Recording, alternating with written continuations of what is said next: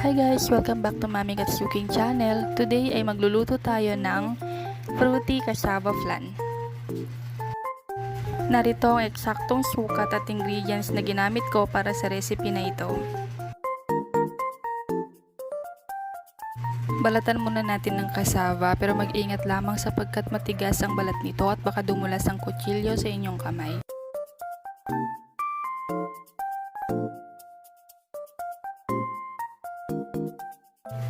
Pagkatapos balatan ay hugasan ito at hiwain sa gitna. Tatanggalin natin yung pinakaugat dun sa gitna ng cassava kasi mapait yun kapag naluto yung ating cassava, so kailangan natin siyang tanggalin.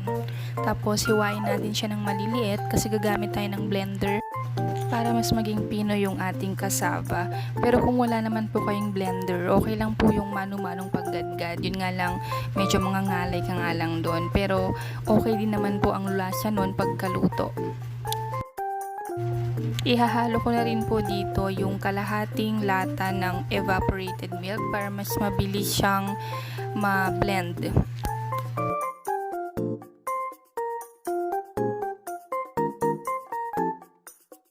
And as you can see, sobrang pino po yung ating cassava.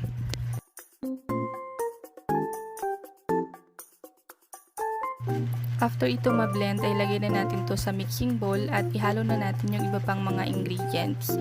Unahin natin yung ating condensed milk. Whole can po yung ilalagay natin dito kasi hindi na tayo gagamit ng asukal. And then 2 pieces egg. Saka natin haluin ng mabuti gamit ang wire whisk.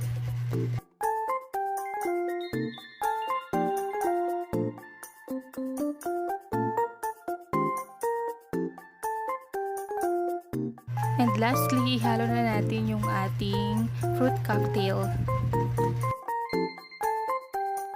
Ngayon naman ay gagawin natin yung pinaka-base ng ating flan. So maglalagay tayo ng tig 1.5 tablespoon ng white sugar sa ating lianera. Tapos, saka natin painitin hanggang sa mag-caramelize yung sugar.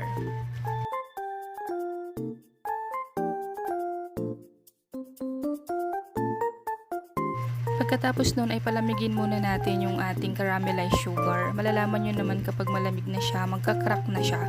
So gaya nito, pwede na to. So kukunin na natin yung ating mixture. Maglalagay na tayo sa bawat lianera ng 3/4 cup lamang. Pero kung gusto nyo po ng mas makapal, pwede nyo pong gawing 1 cup each.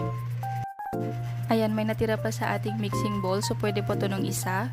So baling magagawa natin doon sa ingredients na ginamit natin kanina ay 6 pieces. Tapos after nun, tatakpan natin ng foil paper para hindi matuluan ng tubig. And then steam na natin siya. Make sure na kumukulo yung tubig bago nyo siya ilagay. And then takpan, tapos steam natin siya for 45 minutes to 1 hour. Tapos make sure na yung apoy nyo ay mahina lamang.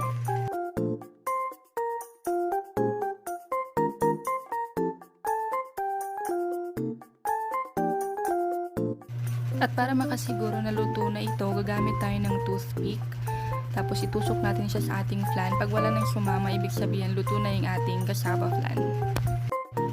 Palamigin muna natin bago natin tanggalin sa ating lianera para mag-set din yung ating flan. And as you can see, sobrang fruity. Maraming prutas yung ating cassava flan. At saka mapapansin nyo yung texture niya. Pinong-pino siya.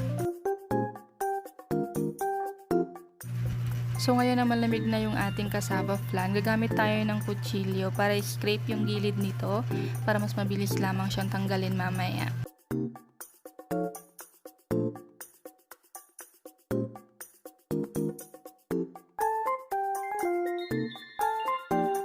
At dahil marami tayong nagawa, ibebenta ko yung iba. So gagamit ako ng styrofoam pero maglalagay ako ng foil paper. At sa mga mamis na gusto rin po itong subukan at gawing negosyo, ilalagay ko po sa description box below yung mga nagastos ko dito. Again, magbe-base po ang price ninyo kung magkano po yung costing sa inyong lugar. And again, kung nagustuhan nyo ang video na to, please don't forget to like and share para makita rin po ng iba. At syempre kung hindi ka pa nakasubscribe sa aking channel, please click the subscribe button and also the notification bell para updated ka sa mga susunod ko pang mga video.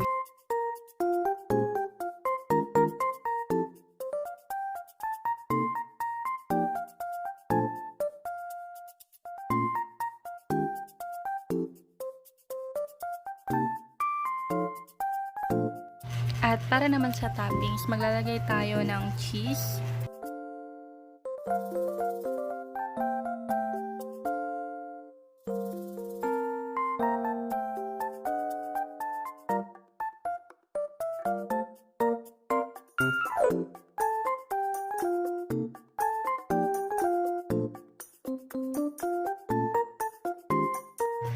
Ito na ang ating cheesy and fruity cassava flan.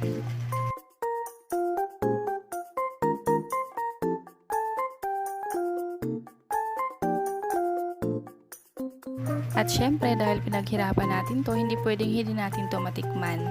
Sa video na to makikita nyo kung gaano siya kalambot, pino, at sobrang sakto lang yung tamis nitong ating cassava flan. Masarap tong i-partner sa kape. Again, gusto kong magpasalamat sa lahat ng nanonood at syempre sa mga nagsisubscribe sa aking channel. Kung gusto niyo pong ma-shoutout sa next video ko, comment lang po kayo down below. Again, thank you and bye-bye!